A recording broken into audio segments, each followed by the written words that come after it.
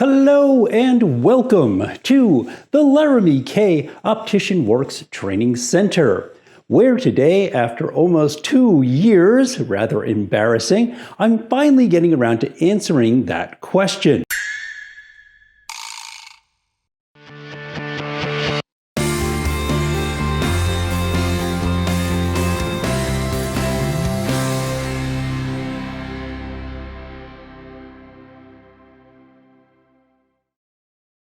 The question we got was about bevel position. What does that mean? It means where does our pointy little bevel appear in relationship to the overall thickness of the lens between the front and the back? If I run an edger on auto, it's usually going to come up with roughly a 1/3, 2/3 split. 1/3 of the lens towards the front, 2/3 towards the back, which is generally also considered a hide bevel.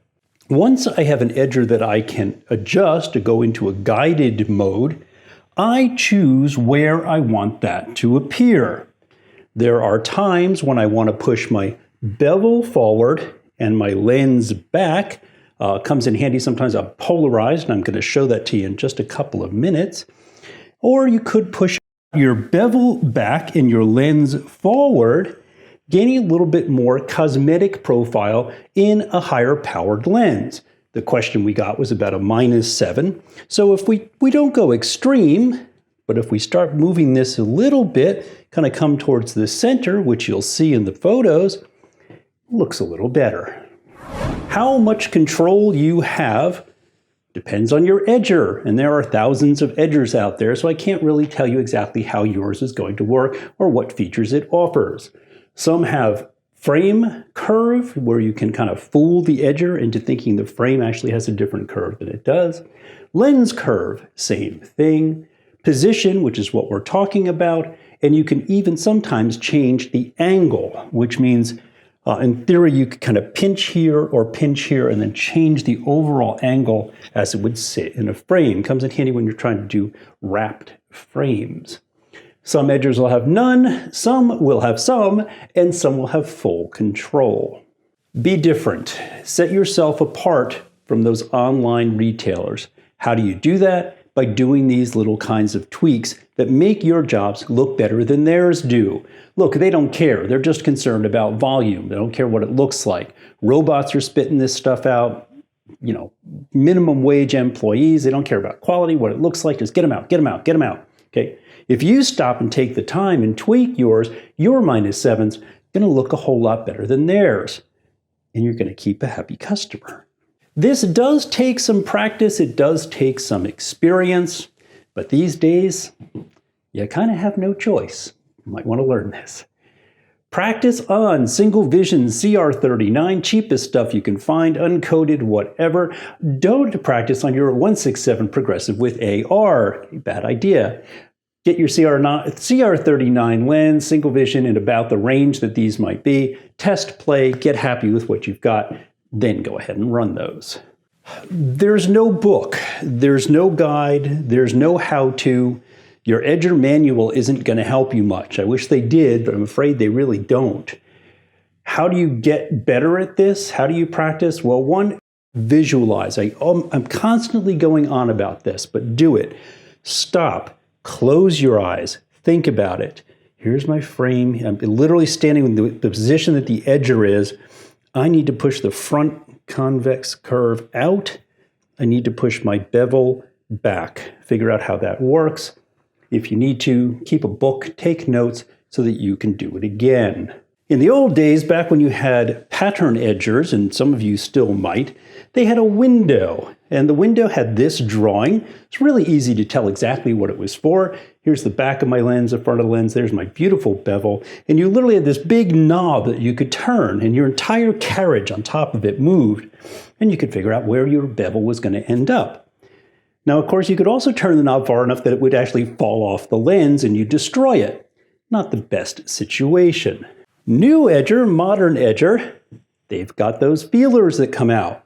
Not only are those feelers checking for minimum blank size for cutout, they're also measuring the thickness where the lens shape will end up, making sure you've got enough to work with how thick it is, where that'll be, and that then in turn lets them tell you how far you can push the bevel one way or the other, because you have to have enough lens to actually do this.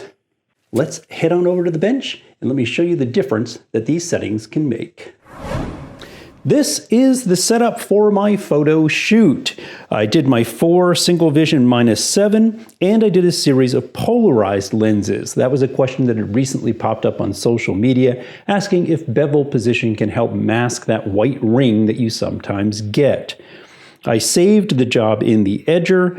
Obviously, I've run this using the same frame. That frame PD is about a 70. I used a human PD of 64. I didn't do any kind of OC height, so the only differences you are going to see in these lenses, as shown, is bevel position within the eye wire.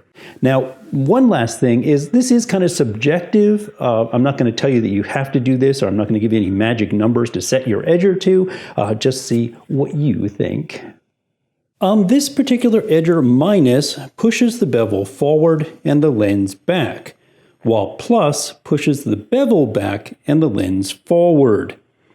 This is a -7 with the bevel positioned forward, forcing the lens itself back 0.5 of a millimeter. This is a -7 with the bevel positioned back, forcing the lens forward 0.8 of a millimeter. This is a -7 with the bevel positioned back, forcing the lens forward 0.5 of a millimeter. This is a -7 with the bevel positioned with the edger set on auto. This is a +2 polarized lens with the edger set on auto. This is a +2 polarized lens with the bevel positioned back, forcing the lens forward 0.5 of a millimeter.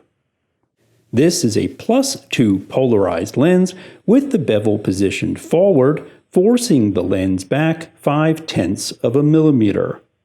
This is a -2 polarized lens set on auto. This is a -2 polarized lens with the bevel positioned back, forcing the lens forward 0.5 of a millimeter. This is a -2 polarized lens with the bevel positioned forward, forcing the lens back 0.5 of a millimeter. You can always pause and rewind to take a closer look. It really does make a difference. Whether you like the difference is all up to you. Thank you so much for watching. I do hope you took something away from that. Please don't be scared to try these things out. It really is the difference that sets you apart from those online retailers. If you did take something away, please hit the like button. Please go ahead and hit that subscribe button down there in the corner. Feel free to leave me a comment and make certain that every uncut lens in your optical life comes from Laramy-K. I will see you again next week. That work or anything?